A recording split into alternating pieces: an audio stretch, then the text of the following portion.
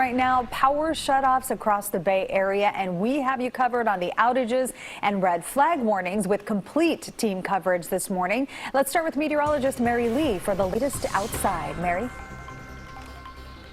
And Michelle and Len, extreme fire danger, tracking those strong and gusty offshore winds this morning. And we have seen gusts, especially in those highest mountain peaks, looking at 80 to near 90 mile per hour wind gusts this morning. Now, current wind speed sustained 31 mile per hour winds in Fairfield, 23 in Napa, 22 for Santa Rosa, 20 for Concord, and 31 mile per hour winds sustained at SFO. And wind gusts looking at 39 mile per hour wind gusts out of the north in Santa Rosa, 37 in Fairfield, 30 in Napa, and looking at 26 for Hayward this morning. So we are talking about a red flag warning for the entire Bay Area, and that's until 11 a.m. today because of those strong winds and low relative humidity values down to the single digits and teens. We are talking about dangerous fire weather conditions. Now, as we head through the day, we'll see the winds easing for the lower elevations where you live, but those highest mountain peaks, the mountains and hills, still looking at that red flag warning until 5 p.m. Tuesday for the North Bay Mountains, East Bay Hills, and Diablo Range. A wind advisory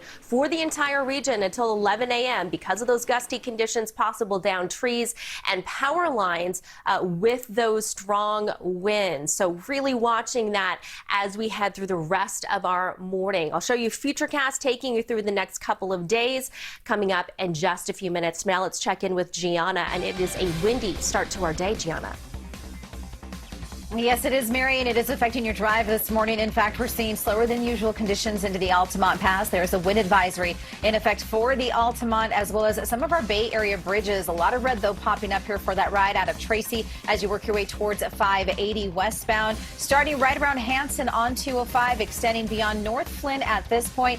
So be extra careful this morning, especially if you're traveling in a high-profile vehicle. And as Mary mentioned, there, trees and things like that could fall down because of these gusty winds. So you might see some debris in the roadway as well. So keep your eyes peeled for that. Your travel times now 32 minutes to go from 205 over towards 680. Wind advisory also for Highway 13. So careful as you are taking 13 this morning, especially through Oakland.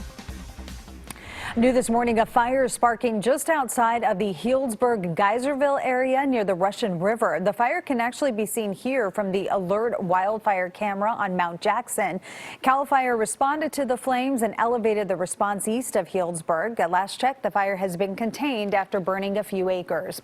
In Santa Rosa, an illegal campfire led to a grass fire in Howarth Park. It burned 20 to 40 feet just after 2 this morning before the fire department got a jump on it. They tweeted out this video earlier by Summerfield Road and Sonoma Avenue. No buildings were damaged.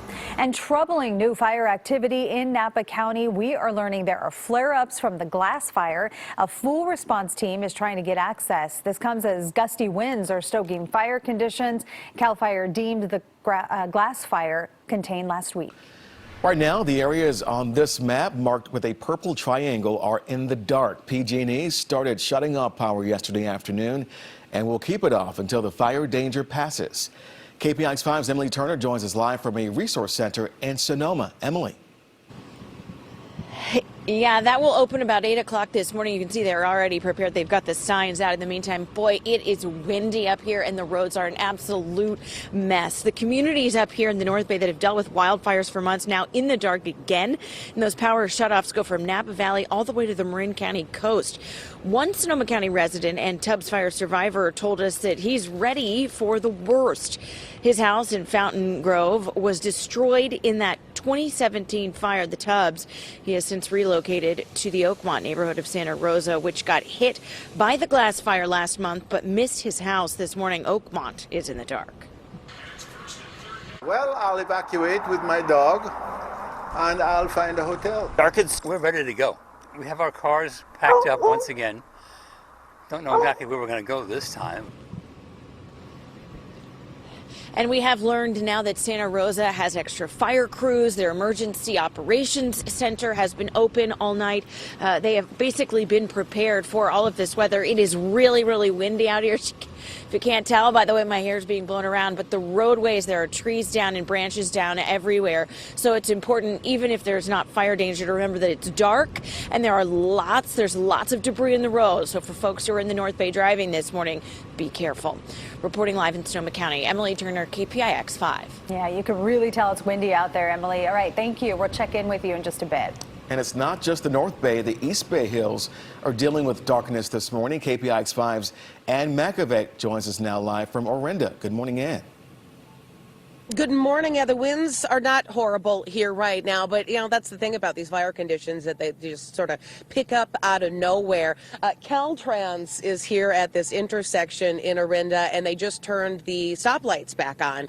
So that is good news for people heading out this morning for their morning commute. If you're going anywhere, about 34,000 people here in the East Bay between Contra Costa County and Alameda County are without power right now. So this has certainly been disruptive, to say the least, for those people, whether they're going to be working from home or doing distance learning for school. As the winds picked up last night, the lights went out. PG&E turning off electricity around here at around 8:30. Shoppers and diners fled the popular Montclair Village in Oakland after it went dark. And for some, there's some extra anxiety, wondering if a fire does break out, how will they get their evacuation orders and other important information if cell phone reception is spotty at home.